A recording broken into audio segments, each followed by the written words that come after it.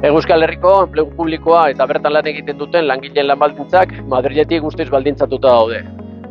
Momentua da, baldintza guzti horiekin, muga guzti horiekin amaitzeko, eta bertoko erakundeak interpelatu nahi ditugu, bide horretan pausoak eman ditzaten. PNVk eta PSOEk lortutako akordioa ez da nahikoa, ez duelako guztiz bermatzen berton erabakitzea, eta beste alde batetik, kontzertu ekonomikoaren inguruko komisio batera eraman da, uste dugu, berton hartutako erabakiak hartzen baldin badira, inposatuak izango zaizkigula, berton ez gaudelako langileak ordezkatuak.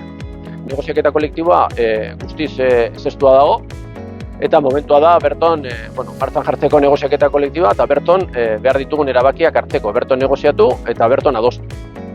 Uste dugu guzti hori borondate kontua dela, azkenengoko astetan hori nahiko nabarian geratu da borondate kontua dela, PNVk nahi duenean muga horiek gainditu egiten ditu, berari interesatzen zaionean bakarrik.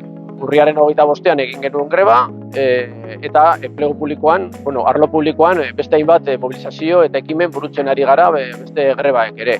Argi izan behar dugu guzti hori eragiten ari dela, fruituak ematen ari dela eta PNVren posizioa aldatzea lortu dugula. Bide horretatik jarraitu behar dugula, mobilizatzen jarraitu behar dugu, eta datorren astean denoi egiten dizugu dei, emertzian dugun arlo publiko greban ere parte hartzeko, 25ean izandakoan bezain arrakastatsua edo arrakastatsuagoa izateko. Zer nahi dugu? Gure aldarrikapenak betaraztea, eta aldarrikapen nagusia da berton erabaki izaterena enplegu publikoaren inguruan hartzen diren erabaki guztiak. Zial horretan, alor oso garrantzitsuetan eta adibidez, enplegu publikoa egonkortzea eta sortzea, erosalmena bermatzea edo zerbitzu publikoak indartzea.